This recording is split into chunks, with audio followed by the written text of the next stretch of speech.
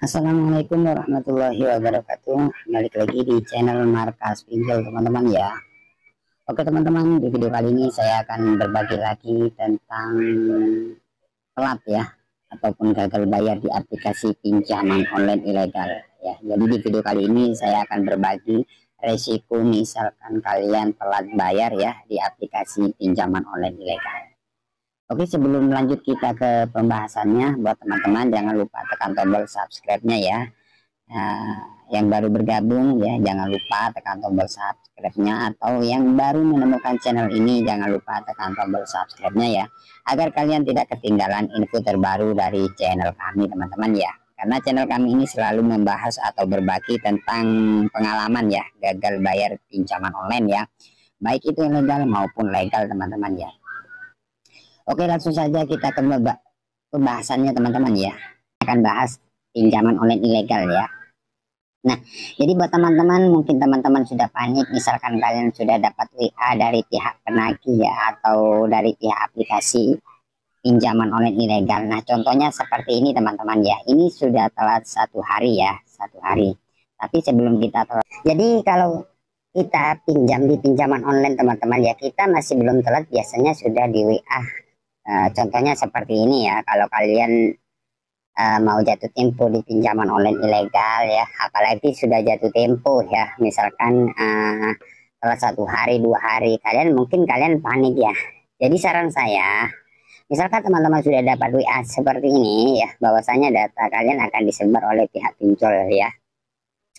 Nah, ini pinjaman online ilegal teman-teman yang sudah telat 1 hari ya, Caspro namanya ya. Untuk menghindari resiko keterlambatan, denda, ataupun penelponan kontak darurat atau penagihan diperluas. Jadi artinya kalau kita sudah telat, biasanya kalian akan diancam atau diteror dengan cara data kalian akan disebar ke seluruh kontak ataupun sosial media ataupun dibikin grup. Saran saya, kalian gak usah panik, gak usah takut, kalian hadapi aja. Itu hanya gertakan sebenarnya teman-teman ya. Asalkan teman-teman berani, misalkan dapat WA seperti ini, kalian jangan langsung main pusing, panik, gak usah. Memang resiko telat bayar ataupun mau jatuh tempo di pinjaman online ilegal memang seperti ini ya resikonya. Makanya misalkan teman-teman punya pinjaman online ya ilegal, yang pertama-tama kalau kalian memang telat, kalian harus kuat mental. Itu yang pertama ya. Mental kalian akan dibombardir oleh pihak pinjol tersebut dengan cara-cara, nah contohnya seperti ini, foto KTP, kemudian biasanya ada tulisan buronan ya, disebar ke seluruh kontak ya.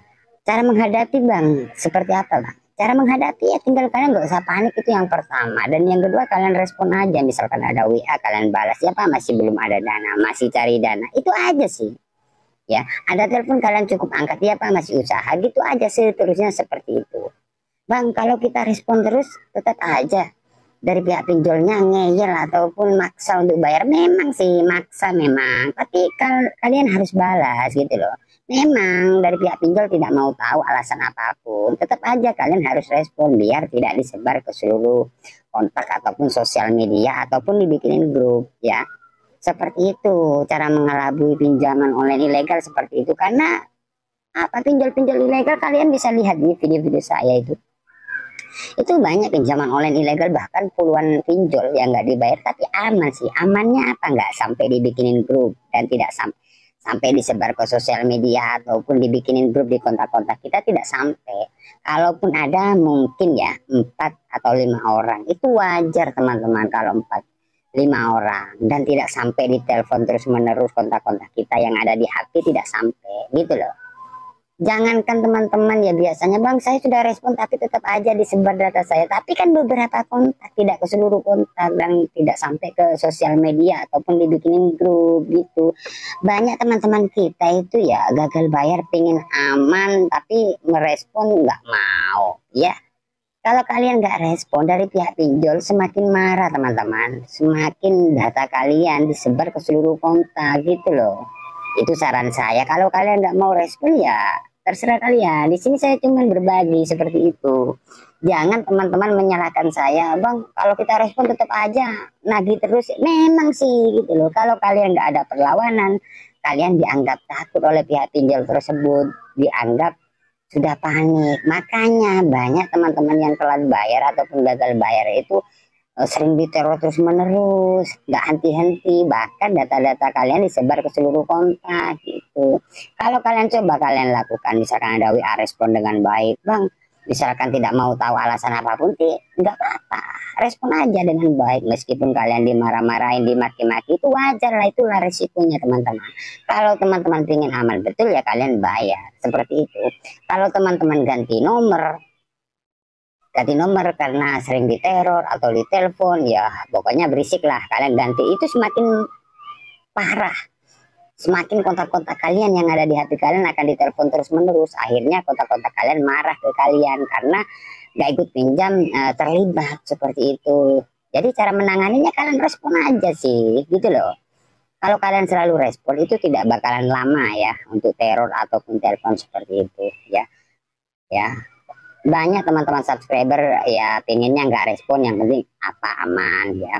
Saran saya dari saya teman-teman ya, untuk teman-teman ya yang masih belum tahu, banyak teman-teman yang telat, contohnya seperti ini ya, itu hapus kontak katanya, kemudian restart HP, kemudian aplikasinya dihapus, itu percuma teman-teman. Jadi percuma misalkan teman-teman mau gagal bayar kemudian hapus seluruh kontak ataupun aplikasi kalian restart ya, dihapus, kemudian HP kalian direstart, itu percuma loh, karena pertama kali kalian daftar di pinjol itu data kalian sudah diambil mereka.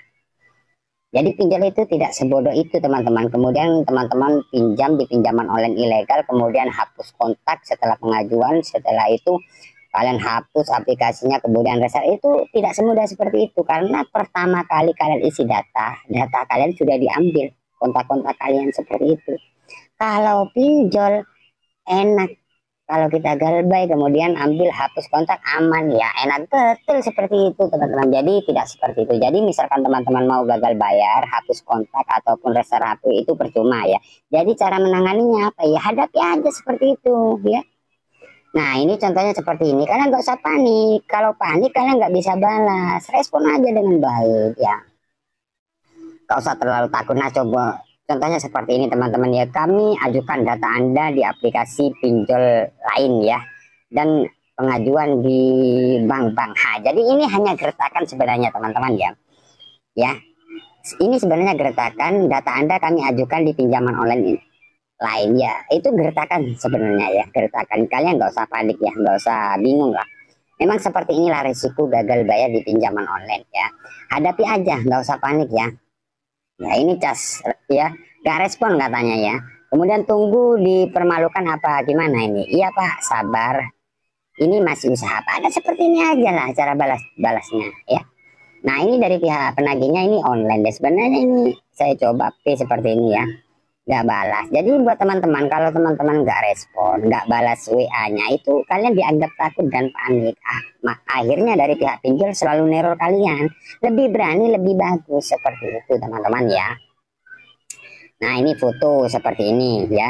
Jadi data Anda kami ajukan lagi ke aplikasi lain, itu gertakan saja ya. Kalian nggak usah takut ya, nggak usah panik ya. Memang pinjol seperti itu ya. Nah ini teman-teman ya, jadi data Anda kami ajukan di aplikasi pinjol lain ya, seperti itu.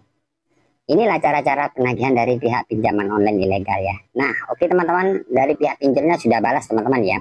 Gimana? Nah ini kan gimana, ini balas aja seperti ini.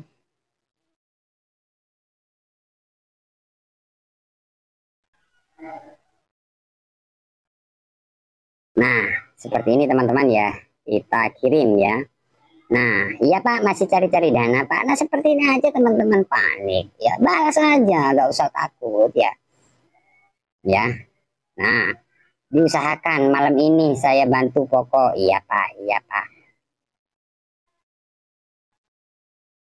Nah sepertinya aja teman-teman, misalkan kalian nggak ada dana ya nggak apa-apa sih, besoknya paling konfirmasi lagi, seperti itulah. Mungkin ya 2 minggu lah, aman lah seperti itu ya.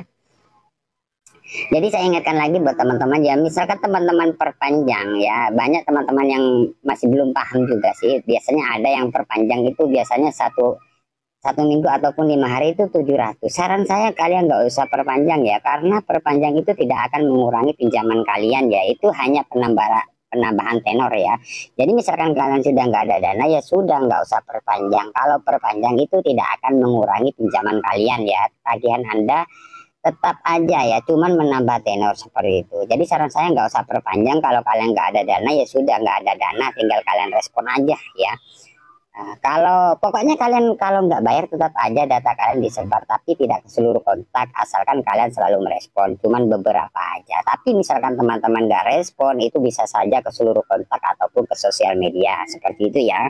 Itu saran saya. Misalkan teman-teman nggak mau respon, ya terserah kalian. Di sini saya cuman berbagi ya. Di sini saya tidak mengajarkan kalian untuk gagal bayar, tidak. Di sini saya cuman berbagi sesuai pengalaman ya, karena banyak teman-teman yang gagal bayar di pinjaman online ilegal, panik, ketakutan, takut data disebar seperti itu ya. Oke, saran saya jangan kalian perpanjang, karena perpanjang tidak akan mengurangi pinjaman kalian ya. Jadi misalkan kalian mau bayar, ya harus sesuai di aplikasi. Kalau perpanjang tidak akan mengurangi. Itu aja sih kalau saran saya teman-teman ya. Nah, di sini teman-teman udah berapa dananya? Ya, masih kosong Pak. Nah, ini seperti ini aja teman-teman. Masa kalian takut, kalian panik sih seperti ini. Nah ya, jadi buat teman-teman resikonya seperti ini ya, seperti ini. Balas aja, gak usah terlalu takut ya. Ya. Nah, ini foto-foto seperti ini. Ini ada sih kalau kondar pasti ya. Kalian masih belum telat, biasanya kondar sudah dihubungi seperti itu, atau dikirim foto selfie seperti itu ya. Ya, kondar, karena kondar itu kontak darurat, itu hanya apa ya, kayak jaminan seperti itu, dipastikan ya. Kalau kalian respon tidak bakalan ke seluruh kontak, mungkin di luar kondar cuma beberapa, 3 atau 4 orang seperti itu ya. Ya, masih kosong Pak. Nah, ini aja teman-teman ya, kalian nggak usah panik lah. Yang pertama saya ingatkan lagi, kalian harus kuat mental, itu aja sih ya. Oke, semoga video ini bermanfaat buat teman-teman yang saat ini terjerat di pinjaman online ilegal ya. Jangan lupa like, komen, dan subscribe channel ini ya. Saya akhiri. Assalamualaikum warahmatullahi wabarakatuh.